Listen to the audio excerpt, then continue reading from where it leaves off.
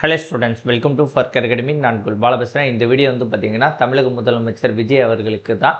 இந்த வீடியோ வந்து ஸ்டூடெண்ட்ஸ் வந்து முழுமையை பார்த்துட்டு விஜய் அவர்களுக்கும் உங்கள் சட்டமன்ற தொகுதி எம்எல்ஏ அவர்களுக்கும் மேலும் தாவேக நிர்வாகிகள் எல்லாருக்கும் வந்து இந்த வீடியோ வந்து ஷேர் பண்ணுங்கள். இந்த வீடியோ மட்டும் கிடையாது, இப்போ டிஎன்பிசி ரிலேட்டடாக இந்த மாதிரி போடக்கூடிய எல்லா வீடியோவும் வந்து ஷேர் பண்ணுங்கள். ட்விட்டரில் ஷேர் பண்ணுங்கள், இன்ஸ்டாகிராமில் ஷேர் பண்ணுங்கள், ஃபேஸ்புக்கில் ஷேர் பண்ணுங்கள், வாட்ஸ்அப்பில் ஷேர் பண்ணுங்கள்.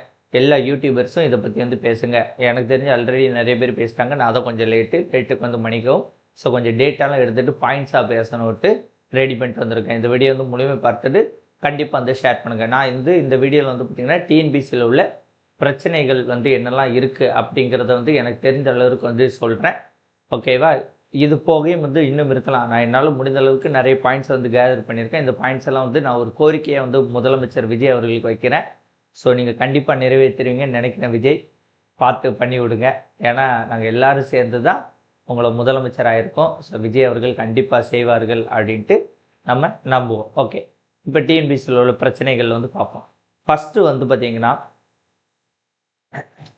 உங்களுக்கு குரூப் 4 எக்ஸாம் இருக்குல்ல, இதில் வந்து பார்த்தீங்கன்னா உங்களுக்கு சிலபஸ்லேயே வந்து போட்டிருப்பாங்க. சிலபஸில் என்ன போட்டிருக்காங்கன்னா இந்த குரூப் 4 எக்ஸாமோட சிலபஸ் வந்து இதுதான். ஓகேவா? இதில் வந்து பார்த்தீங்கன்னா ஃபஸ்ட்டே போட்டிருப்பாங்க ஒருங்கிணைந்த குடிமைப் பணிகள் தேர்வுன்னு போட்டு பகுதி ஆ பொது அறிவு என்னது 10ஆம் வகுப்பு தரம்னு போட்டிருப்பாங்க. அடுத்தது இது பகுதி ஆ என்னது ஆப்டிடியூட் அண்ட் மென்டல் எபிலிட்டி 10ஆம் வகுப்பு தரம். அடுத்தது பகுதி இ. ஓகேவா? பகுதி இ வந்து என்னது தமிழ் தகுதி மற்றும் மதிப்பீடு தேர்வு 10ஆம் வகுப்பு தரம். சரியா? 10ஆம் வகுப்பு தரம் சொல்லிட்டு யூபிஎஸ்சி லெவலில் வந்து எக்ஸாம் வந்து கேட்குறாங்க. இதுதான் வந்து ஃபஸ்ட்டு பிரச்சனை என்னது, குரூப் 4 எக்ஸாம் வந்து 10ஆம் வகுப்பு தரம் சொல்லிட்டு யூபிஎஸ்சி லெவலில் வந்து கேட்குறாங்க. இதனால் வந்து நிறைய பேர் வந்து மன உளைச்சல் அடைகிறாங்க. ஒரு 3-4 பேர் வந்து இறந்தே போயிட்டாங்க. ஓகேவா? அதனால இதை வந்து நீங்கள் முதல்ல வந்து சரி பண்ணணும். இப்போ 10ஆம் வகுப்பு தரம் டு யூபிஎஸ்சியில் கேட்குறதுனால எப்படிலாம் கேட்குறாங்க, என்னென்ன பிரச்சனைகள்லாம் இருக்குது அப்படின்னு நீங்கள் பார்த்தீங்கன்னா உங்களுக்கு படிக்கவே முடியாத அளவுக்கு ஒரு 30 to 40 அவுட் சோர்ஸ் புக்ஸை வந்து படிக்க வேண்டியிருக்கு. அந்த 30 to 40 அவுட் சோர்ஸ் புக்ஸை படித்தாலும் அதிலிருந்து அடுத்த வாட்டி கேள்வி வருமா அப்படிங்கிறது தெரியாது. 30 to 40 அவுட் சோர்ஸ் புக்ஸை ஃபஸ்ட்டு படிக்கவே முடியாது. அப்படி படித்தாலும் அதுலேருந்து வருமா அப்படிங்கிறது தெரியாது. அந்த 30 to 40 அவுட் சோர்ஸ் புக்ஸ் அப்படிங்கிறது கண்டென்ட் பேஸ்டு வந்து கிடையாது, மனப்பாடம் பண்ணுறது இருக்குது. இந்த சிலபஸில் வந்து மிகப்பெரிய பிரச்சனைகள் வந்து பார்த்திங்கன்னா கலைச்சொற்கள் 2.5 லட்சம் கலைச்சொற்கள் படிக்கணும். சொல்லும் பொருளும் 1 லட்சம் சொல்லும் பொருளும் படிக்கணும். கலைச்சொற்களுக்கு 14 புக் இருக்குது. சொல்லும் பொருளுக்கு வந்து பார்த்திங்கன்னா மினிமம் வந்து ஒரு புக் 1500 பேஜஸ் வந்து இருக்கு. அதற்கு பிறகு வந்து பார்த்தீங்கன்னா பழமொழிகள் கீவா ஜெகநாதன் வந்து 4 புக் எழுதி வச்சிருக்காரு. அது பெர்சிவில் பழமொழி, அந்த பழமொழி, இந்த பழமொழி 25,000 பழமொழிகள் வந்து இருக்கிறது. அதுக்கப்புறம் ஓமை தொடர் ஒரு 5000 ஓமை தொடர்கள் கிட்டே இருக்கும். மரபு தொடர் ஒரு 3000 to 3000 மரபு தொடர்களாட்டும் இருக்கும். அப்போ இந்த ஹெட்டிங்கெல்லாம் வந்து எப்படி படிக்க முடியாது? ஃபுல்லாக வந்து மனப்பாடம் பண்ணுறது. தமிழக அரசில் வேலைக்கு போவதுக்கு இந்த மனப்பாடம் பண்ணுறதுக்கு என்ன சம்மந்தம் இருக்குது? ஒரு சம்மந்தமும் கிடையாது. ஓகேவா? இது எல்லாமே வேண்டாதான். கலைச்சொற்கள் சொல்லும் பொருளும் எளிய மொழிபெயர்ப்புன்னு ஒன்று கொடுத்துருக்காங்க. அந்த எளிய மொழிபெயர்ப்பில் வந்து என்ன கொடுத்துருக்காங்கன்னு பார்த்தீங்கன்னா, விஜய் அவர்களே நீங்கள் சிலபஸ் எடுத்து பாருங்கள், அப்போ தான் உங்களுக்கு தெரியும். சரிங்களா? நான் சொல்கிறேன்ட்டு விட்டுறாதீங்க. விஜய் அவர்களாக இருக்கட்டும், எந்த அமைச்சராக இருக்கட்டும், எந்த எம்எல்ஏவாக இருக்கட்டும், சிலபஸ் எடுத்து பாருங்கள், அப்போ தான் உங்களுக்கு தெரியும். ஆங்கிலம் மற்றும் பிற மொழி சொற்களுக்கு இணையான தமிழ் சொற்கள் அறிதல் வேண்டும்ட்டாங்க. ஆங்கில சொற்களுக்கு இணையான பிற மொழி சொற்கள்னா நீங்கள் எங்கே இருந்துனாலும் கேட்பீங்க. ஆங்கில சொல்ல நாங்கள் எப்படி பதில் சொல்ல முடியும்? அடுத்தது ஆங்கிலம் மட்டும் கிடையாது, பிறமொழி சொல்னா எந்த சொல்ல வேணாலும் கேட்பீங்க, நான் இங்கே எப்படி பதில் சொல்ல முடியும்? ஓகேவா? இப்போ இது வந்து ஸ்கூல் புக்ஸில் வந்து பார்த்தீங்கன்னா கலைச்சொற்கள் வந்து அவ்வளவு இருக்குது. 6th to 12th வரைக்கும் உள்ள கலைச்சொற்கள் இருக்குது. 11th 12th உள்ள கலைச்சொற்கள் இருக்குது. அந்த கலைச்சொற்களை படிக்கிறதே வந்து பெரும்பாடாக வந்து இருக்கும். அதுலேருந்து அழகாக கேள்வி கேட்கலாம்.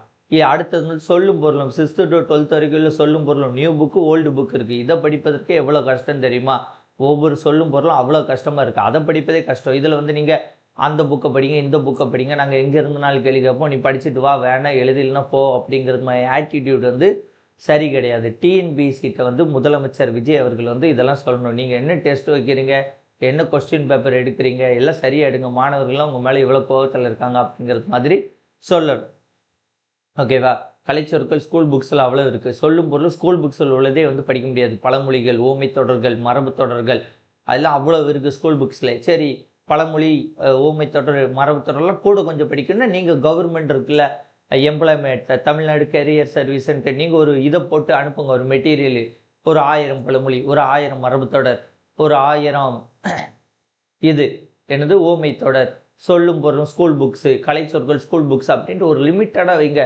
எனக்கு லிமிட்டே கிடையாது, அன்லிமிட்டட். எதனால் நான் கேட்பேன், நீ எதனால் படிச்சுட்டு வா அப்படிங்கிறதெல்லாம் வந்து அதிகாரத்தின் போக்காக வந்து இருக்குது. ஒரு சாமானிய மக்கள் குரூப் 4க்கு வந்து படிக்கக்கூடிய ஒரு மாணவன் வந்து அந்த தேர்வு எழுதும்போது அவன் அளவுக்கு கேள்வி கேட்கணுமே தவிர, அதிகாரத்தில் இருந்துக்கிட்டு நான் எப்படினாலும் கேள்வி கேட்பேன், நீ வேணா பதில் எழுது இல்லைன்னா போ அப்படிங்கிறது சொல்லலாம் வந்து நல்லது கிடையாது. அதுதான் வந்து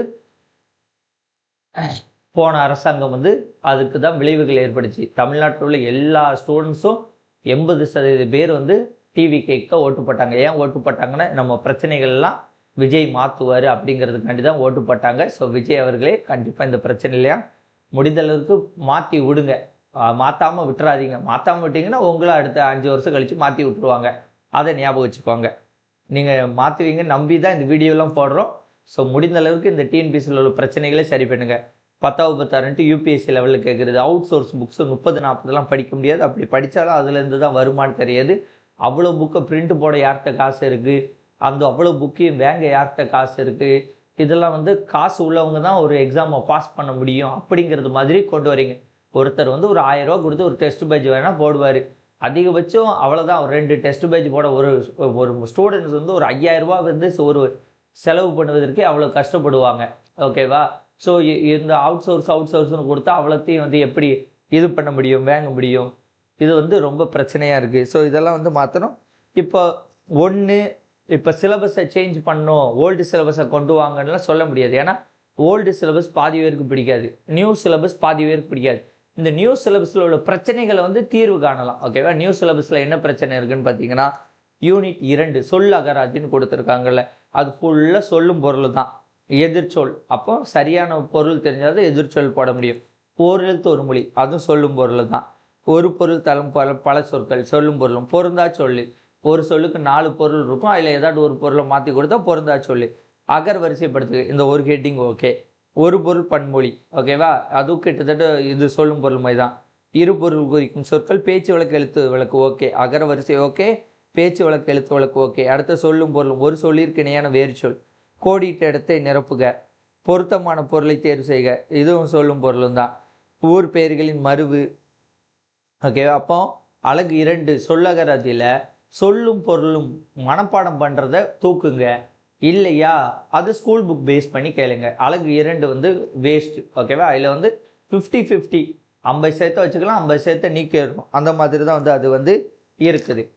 அடுத்தது அழகு 1, அழகு 3 பிரச்சனை இல்லை, அழகு 2 பிரச்சனை. அழகு 4 கலைச்சொற்கள் 10 கொஸ்டின் வந்து வேஸ்ட், அதை வந்து கண்டிப்பாக தூக்கி தான் ஆகணும். ஓகேவா?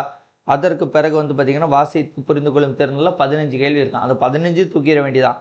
கொடுக்கப்பட்ட பத்தியிலிருந்து கேட்கப்பட்ட வினாக்களுக்கு ஒரு 5 கேள்வி பேராகிராஃப் ஆச்சு எழுத தெரியாதா, அதெல்லாம் தேவையில்லாது, அந்த 5 கொஸ்டினை தூக்கிடலாம்.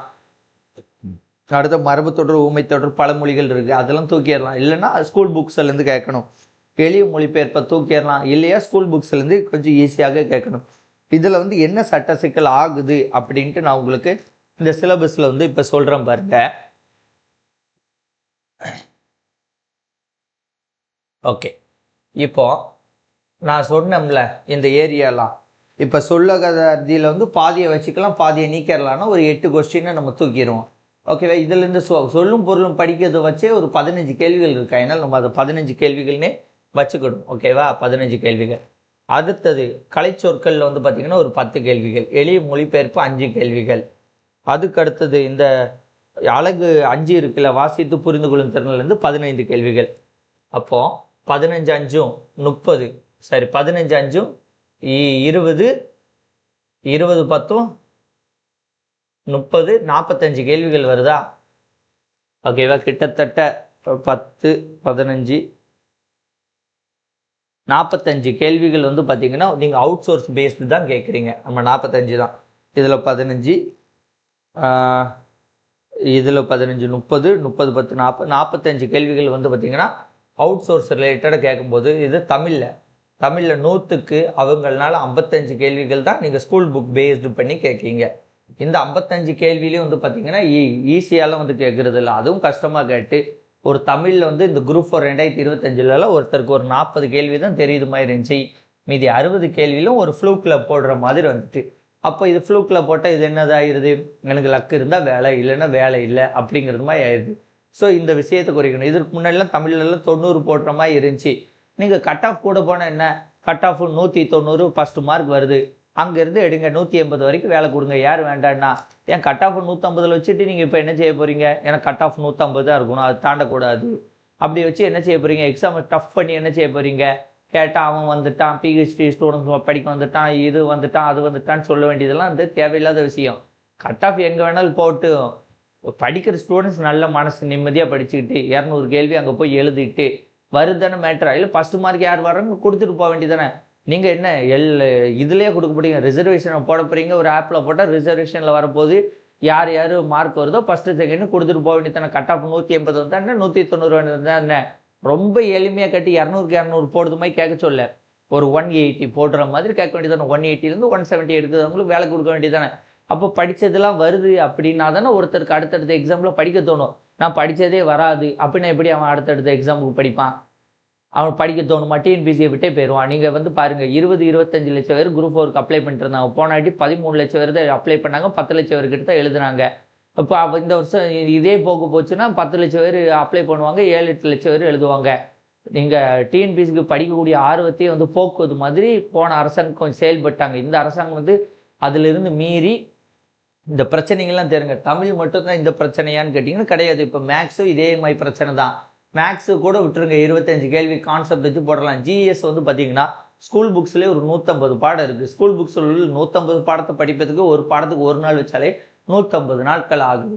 அப்போ ஒரு எக்ஸாமுக்கு அவங்க ப்ரிப்பேர் பண்ணணும்னு ஒரு வருஷம் ப்ரிப்பேர் பண்ணுற மாதிரி நீங்கள் கொண்டு வருவீங்களா, இல்லை ஒரு 2-3 வருஷம் நீ ப்ரிப்பேர் பண்ணு அதுக்கப்புறம் முடிஞ்சால் வேலை வாங்கிக்கொண்டு கொண்டு வருவீங்களா? ஒரு எக்ஸாமுக்கு வந்து எல்லாருனாலையும் ஒரு வருஷத்தில் ப்ரிப்பேர் பண்ணிட்டு எழுதுகிற மாதிரி கொண்டு வர போய் தான் ஒரு எக்ஸாமு. அதை விட்டுட்டு 150 பாடத்தை படிக்கிறதுக்கே 6 மாதம் ஆயிரும். அதை ரிவிஷன் பண்ணணும், தமிழ் இருக்குது, மேக்ஸ் இருக்குது, இதெல்லாம் படிப்பதற்கே காலங்கள் ஆகும்ல, அந்த அளவுக்கு இருக்கணும். இதில் வந்து ஜிஎஸ்ல பார்த்தீங்கன்னா அவுட் சோர்ஸு குவாலிட்டி, இவர் பிரகதீஷ் பப்ளிகேஷன் இல்லைன்னா வெங்கடேசன், லட்சுமிகாந்த், இது யூனிட் 6க்கு அவுட் சோர்ஸு ஏதாட்டும் வெங்கடேசன் 4-5 புக்கு எழுதி போட்டிருக்காரு. 4-5 புக்கு படி.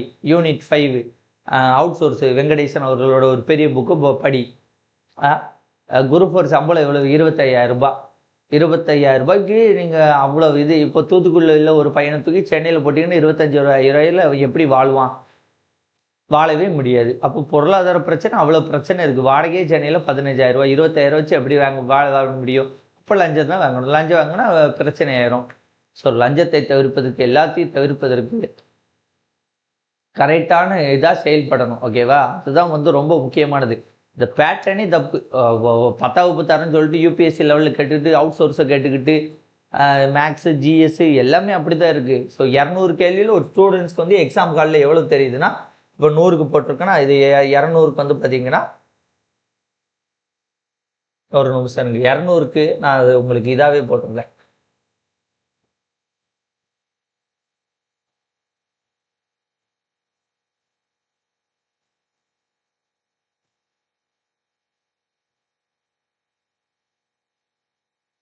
ஓகே, இப்போ தமிழில் வந்து பார்த்தீங்கன்னா அவங்க ஒரு 40 கேள்விகள் கிட்ட தான் புக்கில் இருந்து கேட்டு போடுற மாதிரி இருக்குது. 40 to 50 கொஸ்டின் தான். ஓகேவா? மேக்ஸ் வந்து பார்த்தீங்கன்னா எப்படினாலும் கேட்டு போங்க, அது வந்து ஒரு 20 கொஸ்டின் போடுற மாதிரி இருக்குன்னு வச்சுக்கோங்க. ஜிஎஸ் வந்து பார்த்தீங்கன்னா புக்கில் இருந்து வரவே மாட்டுக்கு. புக்கில் இருந்து வந்தால் தானே போட முடியும், புக்கில் இருந்து வரவே மாட்டுக்கு. ஓகேவா? புக்கில் இருந்து வருதே கிடையாது. அப்போ ஜிஎஸ்லாம் வந்து பார்த்தீங்கன்னா ஒரு 30 கொஸ்டின் தான் போடுற மாதிரி இருக்குது. ஓகேவா? அப்போ எத்தனை, 50, 20, 70, 100 கொஸ்டின். 100 கொஸ்டின் எனக்கு தெரிஞ்சு நான் போடுறேன்.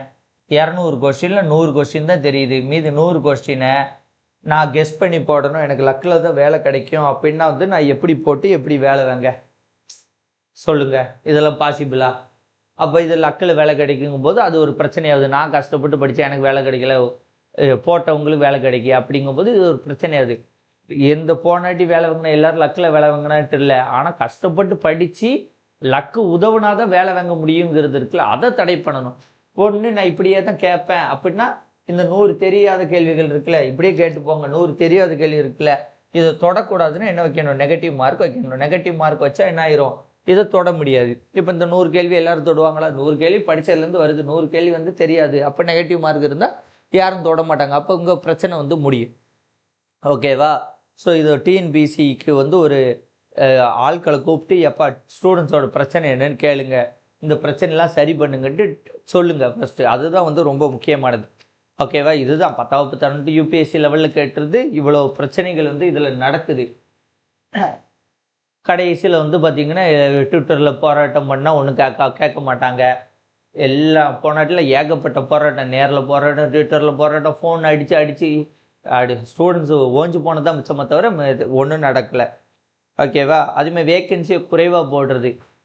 5000 வேக்கன்சியை போட்டுட்டு கேட்டால் ஆவரேஜ் பண்ணி பாருங்கள், போன வருஷத்தோடு இந்த வருஷம் ஆவரேஜ் அதிகங்கிறதெல்லாம் சரிப்பட்டு வராது.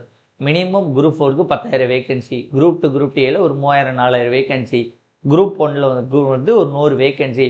இதே போல் தான் டெட்டில் நிறைய பேர் எடுங்க, போலீஸில் நிறைய பேர் எடுங்க, அரசாங்க ஊழியர்களை வந்து நிறைய பேர் எடுங்க. எல்லா அரசாங்க ஊழியர்களையும் ஃபில் பண்ணுவீங்கன்னு சொல்லியிருக்கீங்க மிஸ்டர் விஜய் முதலமைச்சர் அவர்களே. தயவு செஞ்சு ஃபில் பண்ணுங்கள். உங்களை நம்பி தான் இளைஞர்கள் எல்லாரும் இருக்கிறோம். நீங்கள் இந்த ஊதியம் 4000 ரூபா ஊக்கத்தொகையை வந்து தாரேன்னு போட்டிருந்தீங்க இந்த இளைஞர்களுக்கு, அதை கூட தரலைன்னா கூட பிரச்சனை இல்லை. எல்லாருக்கும் வேக்கண்ட்டை போடுங்க. வருஷம் ஒரு 10,000-12,000 பேர் எடுத்துக்கிட்டு இருந்தீங்கன்னா நீங்கள் தமிழ்நாட்டில் ஃப்ரீயே கொடுக்கலனாலும் சரி, யாரும் உங்களை ஒன்றும் சொல்ல மாட்டாங்க. எல்லா ஸ்டூடெண்ட்ஸும் ஓட்டு போட்டு உங்களை பாஸ் பண்ண வச்சுருவாங்க அடுத்தடுத்து. ஸோ இந்த விஷயத்தெல்லாம் பண்ணுங்கள். வேக்கன்சியை வந்து மினிமம் 10,000, குரூப் 2 குரூப் 2 4000, குரூப் 1 ஒரு 100 வேக்கன்சியே வந்து போடுங்க. அடுத்த டிஎன்பிசி இருக்குது. அதில் எப்படின்னா 200 கேள்வி ஒரு 5-6 கேள்வியை தப்பாக கேட்டுருவாங்க. ஓகேவா? கேட்டுருது. அது கேள்விகள் வந்து 200 கேள்வியும் கரெக்டாக கேட்கணும் அப்படின்ட்டு நீங்கள் ஒரு வலியுறுத்துங்க. அடுத்து வந்து பார்த்தீங்கன்னா டென்டேட்டிவ் கீ வந்து ஒன்று வெளியிடுவாங்க. ஓகேவா? எக்ஸாம் முடிஞ்ச ஒரு வாரத்தில் அந்த டென்டேட்டிவ் கீக்கும் ஃபைனல் கீக்கும் போன வாட்டி வந்து பார்த்தீங்கன்னா 13 கேள்விகள் டிஃப்ரென்ஸ் இருக்குது. 13, 15, 17 கேள்விகள்லாம் வந்து டிஃப்ரென்ஸ் வந்து ஏற்படுது. அப்போ நான் வந்து டென்டேட்டிவ் கீயை பார்த்துட்டு 154 வருது, எனக்கு வேலை கிடைச்சிரும்னு நான் இருக்கேன். ஃபைனல் கீழே வந்து பார்த்தீங்கன்னா 5 கொஸ்டின் குறைச்சிட்டு 149 உனக்கு வேலை கிடையாதுன்னு சொன்னால், டென்டேட்டிவ் கீக்கும் ஃபைனல் கீக்கும் வருவதற்கான கால இடைவெளி 6 மாதம் ஆகுது. 6 மாதம் நான் வேலை வாங்கிடுவேன் நினச்சிக்கிட்டு நமக்கு தெரிஞ்ச முக்கியமான ஆட்கள்கிட்ட எப்பா நான் வேலை வாங்கிடுவேன், எம்மா நான் வேலை வாங்கிடுவேன், எனக்கு கண்டிப்பாக வேலை கிடைச்சிரும்ன்ட்டு நம்பிக்கையில் இருந்துட்டு 6 மாதம் கழிச்சு ரிசல்ட்டு உனக்கு வேலை கிடையாது அப்படின்னு சொன்னால் அது எவ்வளோ கஷ்டமாக இருக்கும். அதுக்கு ஃபஸ்ட்டே விட்டுற வேண்டி தான். ஓஎம்ஆர் ஷீட்டை எதை வச்சு திருத்துறீங்க? ஃபைனல் கீயை வச்சு தான் திருத்துறீங்க. ஃபைனல் கீயை ஃபஸ்ட்டே விட்டுட்டு விட்டிங்கன்னா வேலை முடிச்சு அவன் 6 மாதம் நினைக்க மாட்டான். 149 கிடைக்கலன்னா பிறவாட்டி பார்த்தோம்னா அடுத்தடுத்த வேலைகள் போவதற்கு ஈஸியாக இருக்கும். அதை விட்டுக்கிட்டு இங்கேயே உட்காரணும் ஒருத்தன் அப்படிங்கிறது மாதிரியான மனநிலையை மாற்றுங்க. ஃபைனல் ஆன்சருக்கே சீக்கிரம் விடுங்க. டென்டேட்டிவ் ஆன்சருக்கையும் ஃபைனல் ஆன்சருக்கையும் ஒரே மாதிரி இருக்கணும், அதுக்கு முயற்சி பண்ணுங்கள். 200 கொஸ்டின் கரெக்டாக இருங்க. ஃபைனல் ஆன்சர் கீழே 13 கேள்வி மாறுதுன்னா எவ்வளோ கொஸ்டின்? 15 கேள்விகள் நீங்கள் தப்பாக எடுக்கிறீங்க. ஒரு எக்ஸாமுக்கு 10% ஆஃப் த கொஸ்டின் தப்பாக எடுத்தீங்கன்னா அது என்ன எக்ஸாமு? அது தப்பு. அடுத்த டிரான்ஸ்லேஷன், இங்கிலீஷு தமிழில் வந்து டிரான்ஸ்லேஷன் கொஞ்சம் தப்பாக இருக்குது. கேட்டால் என்னது இங்கிலீஷ் வெர்ஷன் தான் ஃபைனலுங்கிறது? என்ன இங்கிலீஷ் வெர்ஷன் தான் ஃபைனலு? அப்போ தமிழ்நாட்டில் இருந்துக்கிட்டு இங்கிலீஷ் வெர்ஷன் தான் ஃபைனல்னா, தமிழ்நாட்டில் இருந்துட்டு தமிழ் எலிஜிபிலிட்டி, தமிழ் தகுதி தேர்வு, தமிழ் மதிப்பீடு தேர்வு, தமிழ் தாய் வாழ்த்த போடுங்கலாம் சொல்கிறது என்ன அர்த்தம்? போய் டிஎன்பிஎஸ்சி சொல்லணும், நீ எதுக்கு இங்கிலீஷை இதுன்னு சொல்கிற? தமிழ் கேள்வியை வை இல்லையா? தமிழ் இங்கிலீஷில் எது தப்புனாலும் தப்பு தான். அந்த வார்த்தையே இருக்கக்கூடாது. அந்த வார்த்தையை ஃபஸ்ட்டு தூக்கணும். அது என்ன இங்கிலீஷ் வந்து இங்கிலீஷில் உள்ளது தான் செல்லுபடி ஆகுங்கிறது என்ன பேச்சு? அது அப்படியே இருக்கக்கூடாது. அதை வந்து ஃபஸ்ட்டு சரி பண்ணுங்க. அடுத்த மெயின்ஸை வந்து தமிழில் எழுதுனா வேலை கொடுத்துறது இல்லை. மெயின்ஸில் தமிழில் எழுதுனா 10க்கு 1 மார்க் போடுறது, அதை இங்கிலீஷில் எழுதுனா 10க்கு 10 போடுறது. ஸோ மெயின்ஸுக்கு தமிழில் வந்து ரிட்டனில் எழுதக்கூடிய மெயின்ஸை வந்து தமிழ் எழுதுறவர்களுக்கு வேலை கிடைக்கிற மாதிரி பண்ணுங்க. அடுத்த மாணவர்களோட கருத்தை காதலே கேட்கறது இல்லை. டிஎன்பிசி ஒரு டெலகிராம் குரூப் வச்சுருக்கீங்களே, அதில் இந்த ஓஎம்ஆர் ஷீட்டின் மாற்றம் உங்களுக்கு பிடித்துள்ளதான்னு கேட்குறீங்க. சரியா? கேட்க வேண்டியதானே, எப்போ இந்த கொஸ்டின் பேப்பர் வந்து உங்களுக்கு பிடித்துள்ளதா? கேட்க வேண்டியதானே. உங்களுக்கு என்ன குறைகள்? டெலகிராமில் ஒரு போல் நடத்தலாம். நீங்கள் டிஎன்பிசி வெப்சைட் இருக்குல்லங்க, அந்த வெப்சைட்டில் ஸ்டூடெண்ட்டுன்னு போட்டு ஃபீட்பேக்கை போடுங்கன்னு சொல்ல வேண்டியதானே. எங்கேயும் எதுவும் இல்லை. லட்சக்கணக்கில் மெயில் அனுப்புனாலும் சரி, வாட்ஸ்அப் அதேமாதிரி ஒன்று பார்த்துக்கோங்க, எல்லாருக்கும் எல்லா விஷயமும் தெரியாது. ஒரு சிலருக்கு மெயில் அனுப்ப தெரியாது, ஒரு சிலர் ஃபோன் பேச பயப்படுவாங்க, ஒரு சிலர் ஒரு சில விஷயத்தை அணுக பயப்படுவாங்க, ஒரு 10,000 பேர் தான் வந்து சரி நம்ம ட்ரை பண்ணி பார்ப்போம்பாங்க. நீங்கள் என்ன சொல்லிடுவீங்க, 10,000 பேர் தானேப்பா பண்ணுறாங்க, மீதி 10 லட்சம் பேர் சும்மா தானே இருக்காங்க, போங்க போங்கன்னு சொல்லுவது சரியான பதில் வந்து கிடையாது. ஸோ மாணவர்களோட கருத்துக்களை கேட்பதற்கு ஏதாட்டும் ஒரு பிளாட்ஃபார்மை உருவாக்குங்க. உருவாக்கி அவங்களோட கருத்துக்களை வந்து கேளுங்க. சரியா? டிஎன்பிசி அடுத்து குரூப் 4ல ஜென்ரல் இங்கிலீஷ் தூக்கிட்டீங்க. முடிந்தால் ஜென்ரல் இங்கிலீஷை வைங்க, அது என்ன ஏதுன்னு பார்த்துக்கிட்டு. இவ்வளோதாங்க. இவ்வளோ பிரச்சனைகள் வந்து டிஎன்பிசியை சுற்றி இருக்குது. இது கூட தான் எல்லாரும் படிச்சுக்கிட்டு இருக்காங்க. ஸோ முடிந்த அளவுக்கு சரி பண்ணி விடுங்க. சீக்கிரம் சரி பண்ணுங்க. நீங்கள் எப்போ சரி பண்ணுவீங்கன்ட்டு எல்லோரும் காத்துக்கிட்டு இருக்கோம். ஸோ விஜய் அவர்களே சீக்கிரம் டிஎன்பிசியில் உள்ள உறுப்பினர்களை கூப்பிட்டு ஒரு மீட்டிங்கை நடத்தி என்ன எக்ஸாம் நடத்துறீங்க, ஏன் நீங்கள் கூட வந்து சொல்லியிருந்தீங்க ஒரு எக்ஸாம் ஒழுங்காக நடத்த தெரியல, குரூப் 2 கேன்சல் ஆன உடனே சொல்லியிருந்தீங்க. நீங்கள் ஃபஸ்ட்டு கூப்பிட்டு இப்போ டிஎன்பிசியை கூப்பிட்டு ஏசுங்க, என்ன இது பண்ணுறீங்க அப்படிங்கிறது மாதிரி இது பண்ணுங்க. ஸோ டிஎன்பிசியில் உள்ள அமைப்பில் உள்ள யாராவது சரியில்லைன்னா எல்லாரையும் மாற்றி விட்டு புதுசாக போடுங்க. புதுசாக போட்டு புதுசாக வேலையை பார்க்க சொல்லுங்கள். ஃபஸ்ட்டு டிஎன்பிசியில் எல்லா உறுப்பினர்களும் இருக்கிறாங்களா, அந்த அமைப்புக்கு போதுமான அளவு ஆட்கள் இருக்கான்னு பாருங்கள். பார்த்து அதெல்லாம் சரி பண்ணுங்கள். இதெல்லாம் வந்து ரொம்ப முக்கியமானது. மீண்டும் ஒரு முறை சொல்கிறேன், குரூப் 4 வந்து 10th லெவல் டு யூபிஎஸ்சி லெவலில் நடத்துறது ஃபஸ்ட்டு நியாயமாக. அவுட் சோர்ஸு 30-40 அவுட் சோர்ஸும் படிக்க முடியாது. அப்படி படித்தாலும் அதுலேருந்து கேள்வி வருமானு தெரில. அதெல்லாம் வாங்குவது பொருளாதார பிரச்சனை இருக்குது. வேக்கன்சியை கம்மியாக விடுவது, ரொம்ப கம்மியாக விட்டுட்டு ஆவரேஜ் பாருங்கன்னு சொல்லுவது, தவறாக கேள்வி எடுக்குது, டென்டேட்டிவ் ஆன்சர் கீக்கும் ஃபைனல் ஆன்சர் கீழ முரண்பாடு, இதெல்லாம் ஒரு 6 மாதம் ஒருத்தர் நெஞ்சு பிடிச்சிக்கிட்டே இருக்க வேண்டியது இருக்குது. டிரான்ஸ்லேஷன் மிஸ்டேக் இருக்குது. இங்கிலீஷ் தான் முதன்மைன்னு சொல்லுவது, மெயின்ஸை தமிழில் எழுதுனா மார்க் கொடுக்காதது, மாணவர்களோட கருத்து கேட்கறதே கிடையாது. டிஎன்பிசி மேலே நம்பிக்கையெல்லாம் போய் 10 லட்சம் பேருக்கு வந்துட்டாங்க. இது 20-25 லட்சமாக நீங்கள் மாற்றுவீங்கன்னு விஜய் அவர்களை நம்புகிறோம். ஜென்ரல் இங்கிலீஷை முடிஞ்ச அளவுக்கு பார்த்து பண்ணுங்க. தமிழ் சிலபஸில் வந்து பார்த்தீங்கன்னா அழகு 2, 4, 5, 6 பாருங்கள். பார்த்துட்டு இதெல்லாம் தூக்க முடியுமா, இல்லைன்னா இதெல்லாம் ஸ்கூல் புக்ஸ்லேருந்தே கேட்க முடியுமா அப்படிங்கிறது மாதிரி பாருங்கள். ஓகேவா? 10ஆம் வகுப்பு தரம்னா 10ஆம் வகுப்பு தரமாக வச்சுக்கோங்க. நீங்கள் அதை போட்டுக்கிட்டு ரொம்ப காம்ப்ளிகேட் பண்ணிவிட்டு ரொம்ப இது பண்ணாதீங்க. ஸோ அவ்வளோதாங்க. இந்த வீடியோ வந்து எல்லோரும் ஷேர் பண்ணுங்கள். தேங்க்யூ. வேறு ஒரு வீடியோன்னு சந்திப்போம். நன்றி, வணக்கம், பை.